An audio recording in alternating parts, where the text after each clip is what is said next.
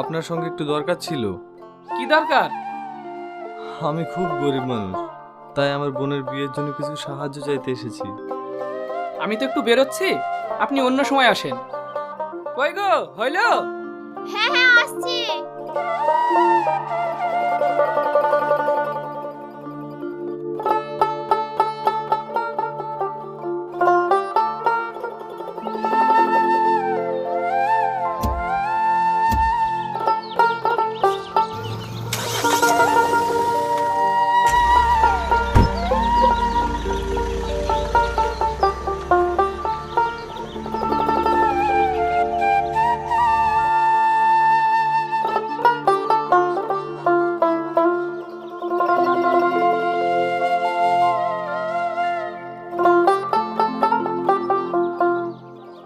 এত সোনা!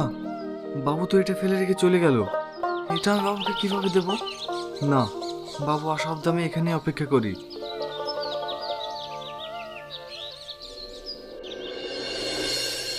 তোমার জন্য আজকে আমার মান সম্মান ধুলোর সাথে মিশে গেল। একটা জিনিসও ঠিক করে রাখতে জানো না। ওই ব্যাগে আমার 5 লাখ টাকা সোনা ছিল। কতই না অপমান করলো মেয়ের ফ্যামিলির লোক। তোমার জন্য এমনকি বিয়েটা পর্যন্ত ক্যান্সেল হলো।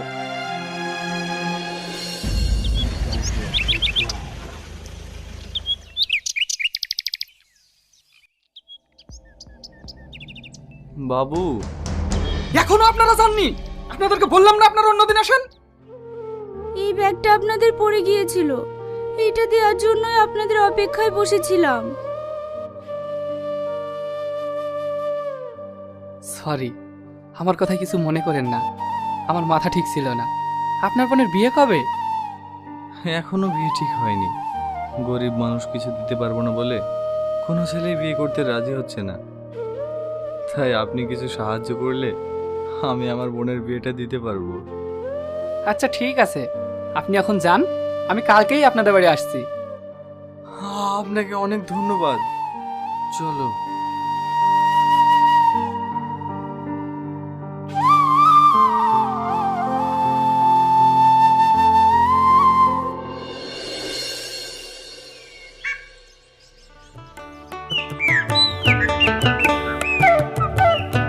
এত সুন্দর দেখতে, এটা আপনার বোন? হ্যাঁ বাবু। আপনার সাথে আমি একটা জিনিস চাইবো, আপনি দেবেন? আমি তো গরিব মানুষ, আপনাকে দেবার মতো আমার কাছে কিছুই নেই। আছে, তবে আপনি দেবেন বলুন। আপনি কি চান বলুন? আপনার আদরের একমাত্র ছোট বোনকে আমি আমার ছেলের সাথে বিয়ে দিয়ে আমার ঘরের বৌমা হিসেবে নিয়ে যেতে চাই। বলুন, আপনি না করবেন না? আপনি কি বলছেন? আমি তো বিশ্বাস করতেই পারছি না। আমি যেটা বলছি ঠিকই বলছি। কিন্তু আপনাকে দেবার মতো আমার কোনো সামর্থ্য নেই। আপনাদের কোনো কিছু দিতে হবে না, শুধু মেয়েটুকু দিলেই হবে। বলুন, আপনি রাজি? হ্যাঁ আমি রাজি।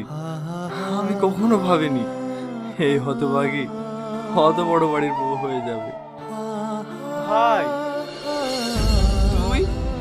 হ্যাঁ ভাই, আমি আমার নিজের ভুলটা বুঝতে পেরেছি, তাই আমি শ্বশুরবাড়ি থেকে চলে আসলাম। তুমি আমাকে ক্ষমা করে দাও। ভাই, আমি আপনাদেরকে অনেক কথা শুনিয়েছি, আপনারা আমাকে ছোট বোন হিসেবে ক্ষমা করে দিয়েন। ধুর পাগলি, আজকে এই খুশির দিনে কাঁদতে নেই। আমাদের পল্লবীর বিয়ে ঠিক হয়ে গেছে। হ্যাঁ। তাহলে ওই কথাই রইল, আজ আমি উঠি। আর আপনাদের উদ্দেশ্যে বলছি, আমার বোনের বিয়েতে আপনাদের সবারই নিমন্ত্রণ থাকলো, আপনারা অবশ্যই আসবেন।